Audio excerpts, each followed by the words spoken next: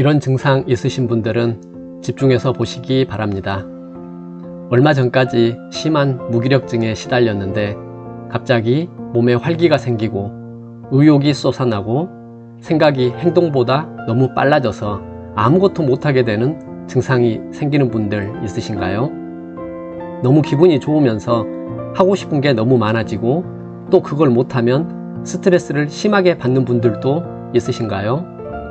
방금 말씀드린 증상은 조울증을 앓고 있는 환자들의 증상입니다. 조울증은 당뇨처럼 평생 관리하고 조절해야 하는 병이라고 합니다.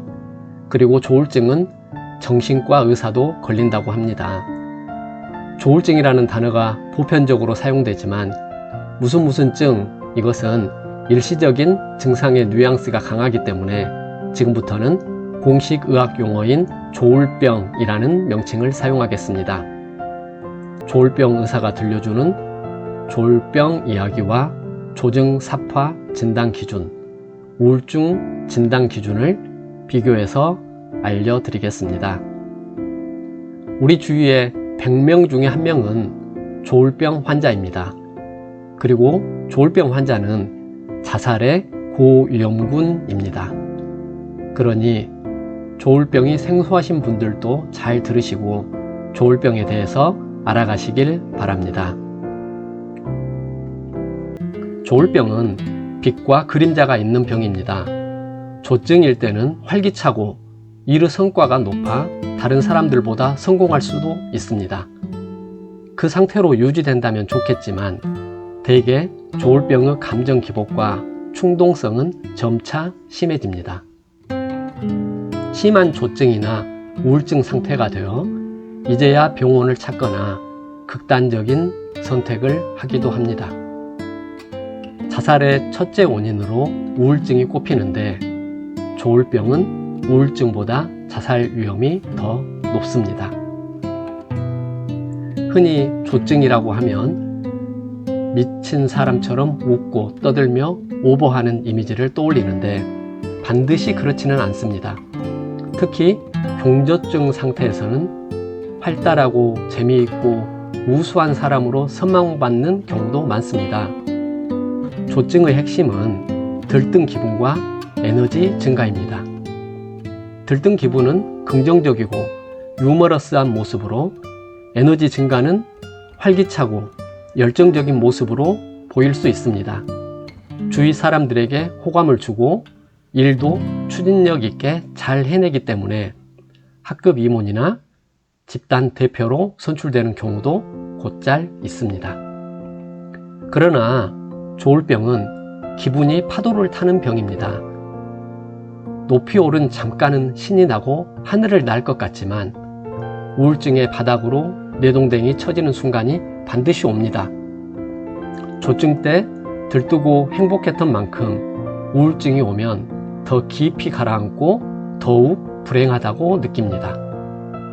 조증 때 즐겁게 했던 행동들이 우울증이 오면 과장되고 수치스럽게 여겨져 더욱 깊은 우울의 늪으로 빠져들기도 합니다. 조울병을 강의하시던 교수님이 여기 너희 반 100명 중에 1명은 조울병이야 라고 하셔서 모두가 왁자하게 웃은 적이 있습니다. 조울병은 인구의 1%가 앓고 있는 병입니다. 혹시 주위에 떠오르는 사람이 있나요? 방금 당신이 떠올렸던 그 사람이 진짜 조울병일 수도 있고 당신과 가까운 사람이 조울병 진단을 받을 수도 있습니다.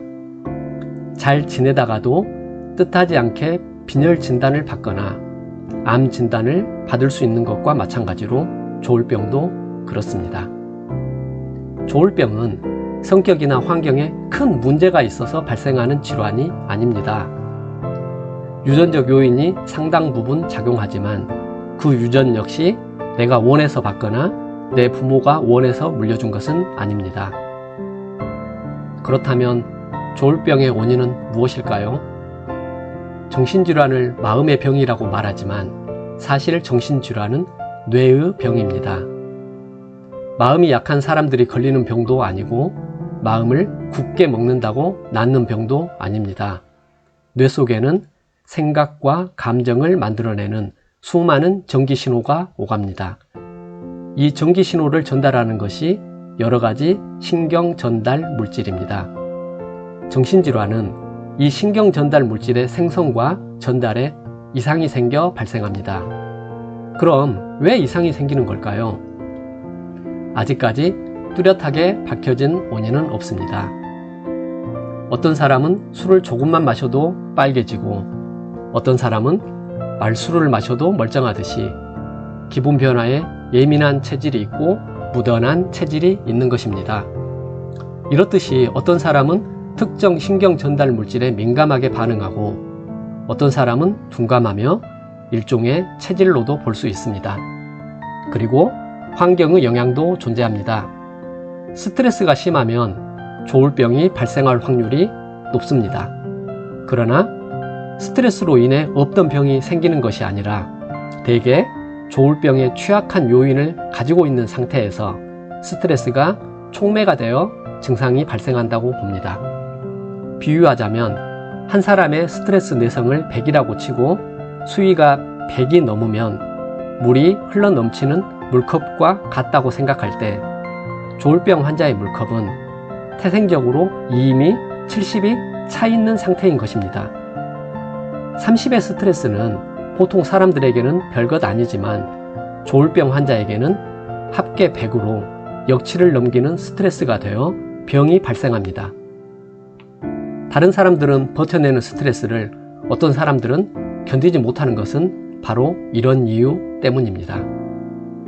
지금부터 조울병의 진단 기준을 설명드리겠으니 잘 들어보세요.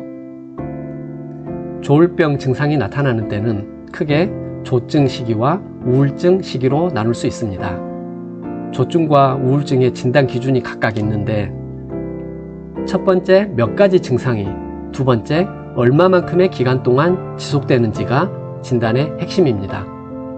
조증을 진단하기 위해서는 평소와 뚜렷하게 다른 들뜨거나 과민한 기분 증상이 일주일 이상 지속되어야 합니다.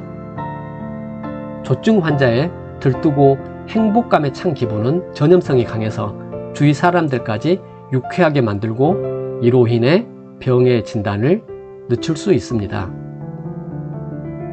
개인적인 소망이 좌절되었을 때는 들뜬 기분 대신 과민하고 짜증스러운 기분 상태를 보일 수 있습니다.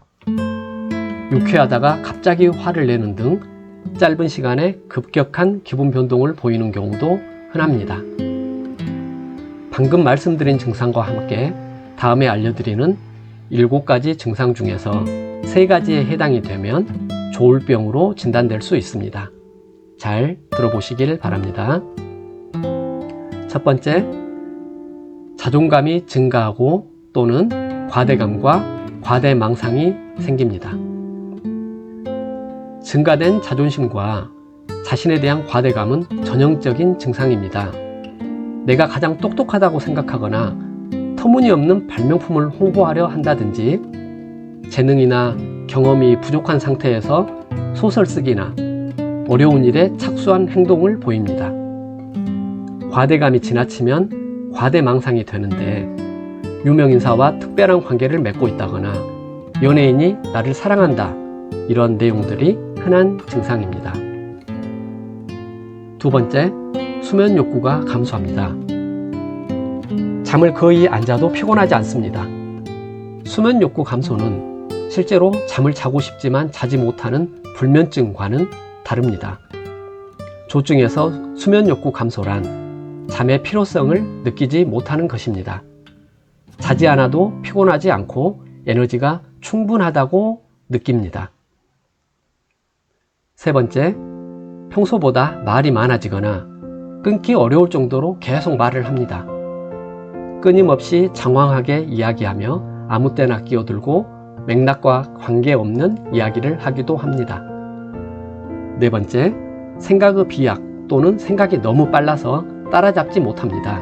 생각의 흐름이 너무 빨라 말로 표현하는 것보다 머리가 더 빨리 돌아가는 것처럼 느낍니다.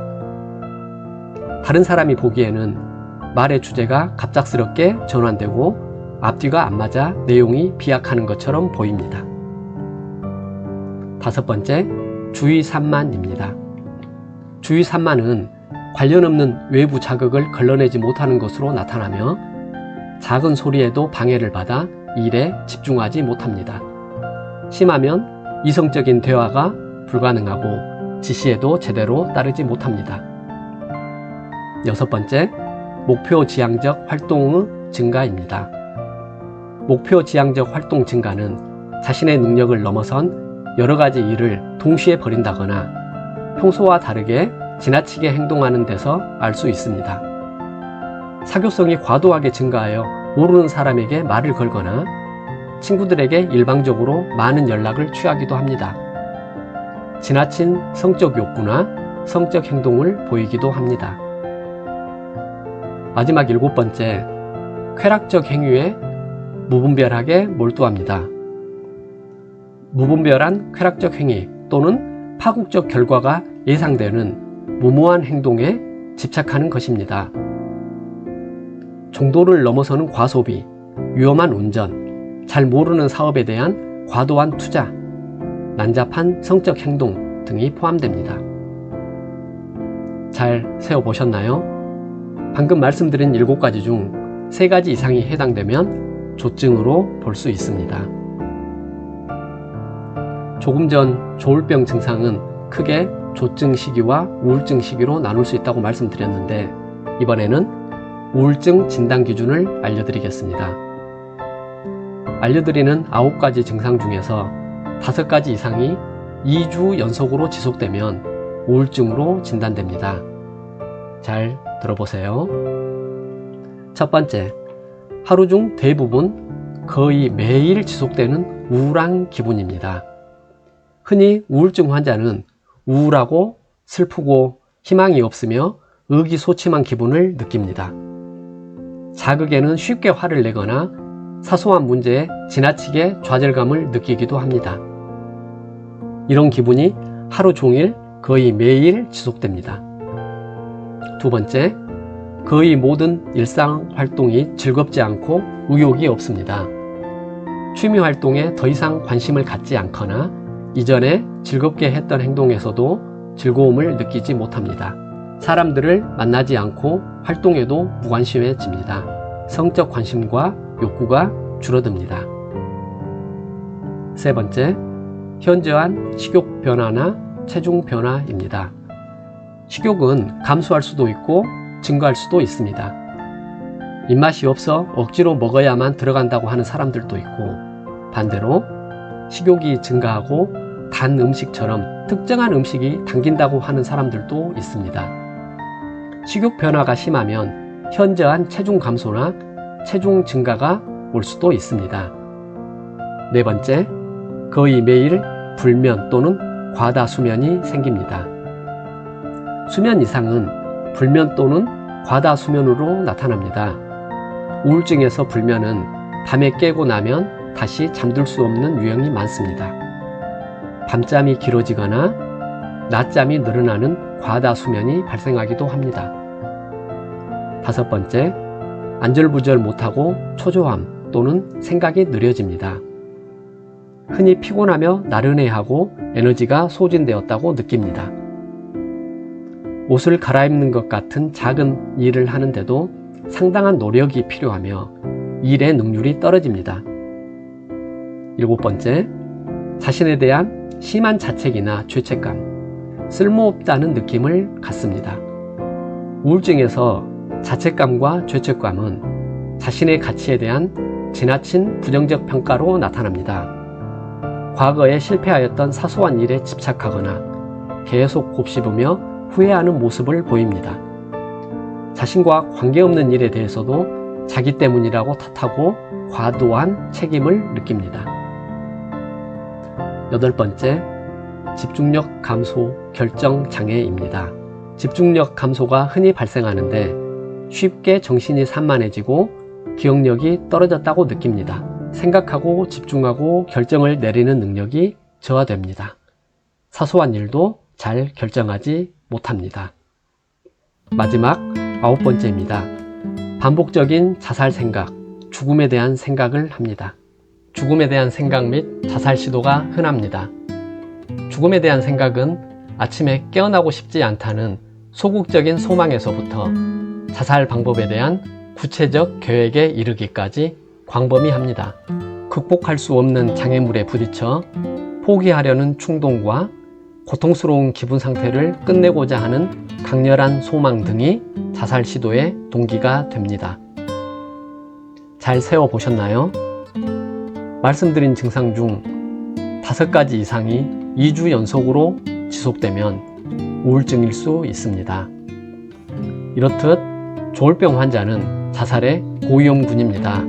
그러니 만약 그 상황에 대비해 응급 상황에서 연락할 사람, 의료기관 등을 미리 정해두어야 합니다. 또 환자를 돌보는 과정에서 자신도 지치지 않도록 정신적, 신체적 건강을 유지하는 것도 중요합니다. 조울증 환자를 보살피는 일은 인내와 이해와 사랑이 필요하며 전문가의 도움을 받는 것도 좋은 방법입니다. 오늘은 조울증이 무엇인지 알아보는 시간을 가졌습니다. 다음 시간에는 조울증 치료에 대한 이야기로 찾아오겠습니다. 지금까지 건강한 내일이었습니다.